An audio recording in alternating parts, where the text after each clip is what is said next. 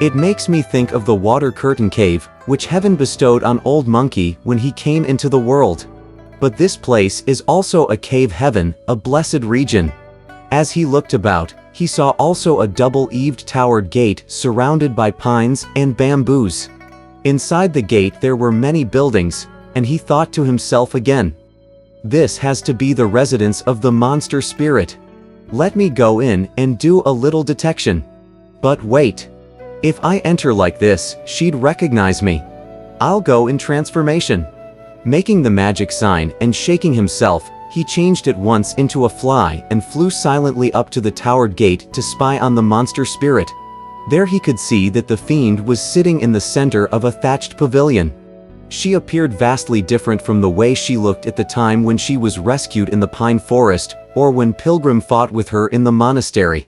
Her makeup was lovelier than ever. Her tresses piled high in a crow nest bun. She wore a flowery jacket of green wool. A pair of tiny feet like lily hooks. Her 10 fingers looked like spring's tender shoots. Her round, powdered face was a silver disc. Smooth like a cherry were her lips of rouge. Solemn and proper seemed her beauteous form. More delightful than Changas of the moon. This day she caught the scripture-seeking monk, with whom at once she would share her bed. Pilgrim did not make any noise so that he could hear what she had to say. After a little while, she parted her cherry lips and called out in a most amiable manner, "Little ones, prepare the vegetarian feast quickly. After Brother Tang Monk has been fed, he and I will be married." "So, she means business," said Pilgrim, smiling to himself. "I thought that 8 Rules was talking nonsense just for fun. I'll fly in there and search around for Master.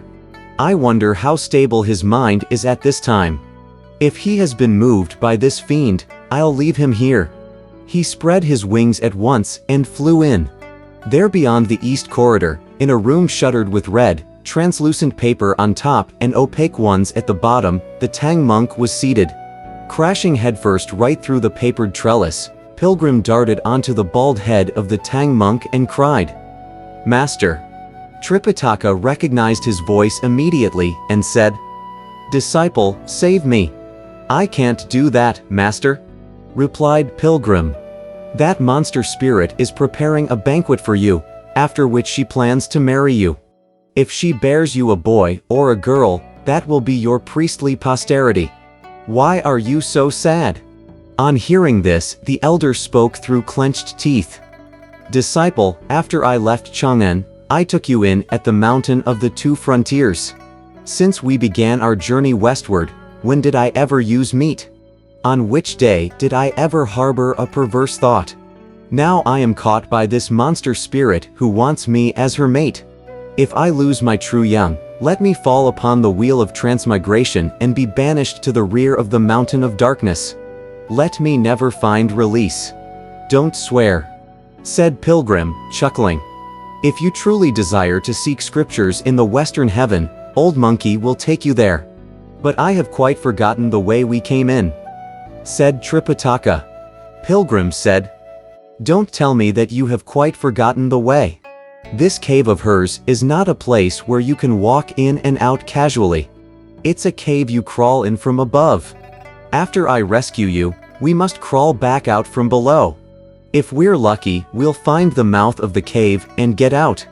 If we're unlucky, we may not find the entrance and we may suffocate. If it's so difficult, what are we going to do?" asked Tripitaka, his eyes brimming with tears. "That's nothing. That's nothing," said Pilgrim. "The monster spirit wants to drink with you, and you have no choice but to comply. But when you pour for her, do it rather quickly so that there will be bubbles. I'll change into a mole cricket and fly into the wine bubbles. When she swallows me inside her stomach, I'll squeeze through her heart and tear her guts apart. After I kill the monster spirit like that, you'll be able to get out." "Disciple," said Tripitaka, "what you tell me is rather inhuman. If all you want to practice is virtue," said Pilgrim, "your life will be finished. A monster spirit is the very cause of harm for humans. How can you pity her? All right, said Tripitaka. But you must stay close to me. Truly. That great sage son firmly guarded Tripitaka Tang. The scripture monk relied solely on handsome Monkey King. Hardly had the master and disciple finished their discussion than the monster spirit, having completed her preparations, walked near the east corridor and opened the locked door. Elder. She called out, but the Tang monk dared not reply. She called him again, but he still did not dare reply. Why is it that he dared not reply, you ask? Because he thought of the proverb. The mouth parts, and energy disperses. The tongue moves, and strife comes to birth. Then he reflected further on the fact that if he absolutely refused to open his mouth, she might grow violent, and instantly end his life. Truly it was that. Caught between two ills, his mind asked his mouth. Patient, thinking hard, his mouth asked his mind. As he pondered his dilemma, she called out to him once more. Elder. The Tang monk had little choice but to answer her, saying, Lady, I'm here. When the elder gave a reply like that, he felt as if his flesh had been drawn down to hell by the weight of 1,000 pounds. Now, everyone has been saying that the Tang monk was a priest wholly sincere in his determination to go worship Buddha and seek scriptures in the Western heaven. How could he answer a monster like that? Well, you who ask such a question must not realize that this was a moment of the gravest danger, a time of life and death. He did this because he simply had no alternative. Though he gave such a reply on the outside, he was not in any way swayed by lust within. When the monster spirit heard such a reply from the elder, however, she pushed open the door and raised up the Tang monk with her hands. She then held his hand and put her arm around his back, nuzzling him with her head and whispering into his ear. Look at her. She put on 1,000 kinds of coy looks and romantic airs, hardly realizing that Tripitaka was filled up to his neck with annoyance. Smiling secretly to himself, Pilgrim said, I wonder if Master will be swayed by such seductive behavior of hers. Truly. The true monk meets beauty, for he's demon chaste. This lissom fiend is most worthily praised. Like willow leaves part her faintly drawn brows. Her pink cheeks match peach blossoms on the boughs. 2 tiny feet her embroidered shoes half show. Chignons, on both sides, rise like nests of crow. When she, all smiles, takes up the master's hand. The cassocks perfumed by sweet orchid gland. The monster spirit led Tripitaka near the thatched pavilion and said, Elder, I've prepared a cup of wine which I'd like to drink with you. Lady, replied the Tang monk. This humble cleric keeps a special diet. I know that, said the monster spirit. Since the water in our cave is unclean, I have sent specially for the pure water from the summit, a product of the copulation of yin and yang. I have also ordered a vegetarian banquet for your enjoyment. The Tang monk stepped inside the pavilion with her to look around. Indeed he saw, beneath the door, drapes of colorful silk, and filling the court, incense from golden beasts. Laid out there were black enameled tables, and black lacquered bamboo trays. On the black enameled tables were many fine dainties. The bamboo trays had rare vegetarian goods. Crab apples, olives, lotus meat, and grapes. Musk berries, hazelnuts, lychees, and lungans. Chestnuts, water chestnuts, dates, and persimmons. Walnuts, almonds, kumquats, and oranges. The fruits of one whole mountain. And vegetables most in season. Bin curds, wheat glutens, wood ears. Fresh bamboo shoots, but on mushrooms. Flat mushrooms, mountain herbs.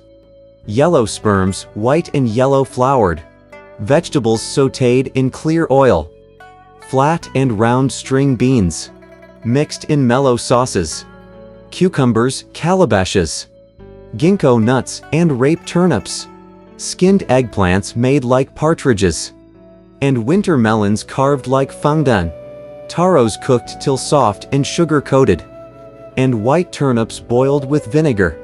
Hot peppers and gingers, best of every kind. The salty and plain well-balanced one will find. Revealing her slender, jade-like fingers and holding high a shiny gold cup, she filled it with fine wine and handed it to the Tang monk, saying, "Brother elder, you wonderful man, please drink this cup of love."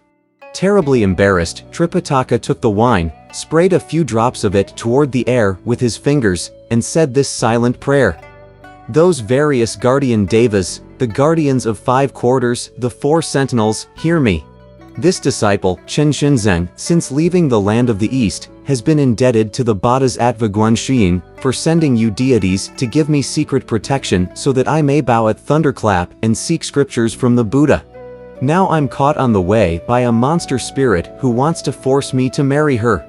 She's handing me this cup of wine to drink.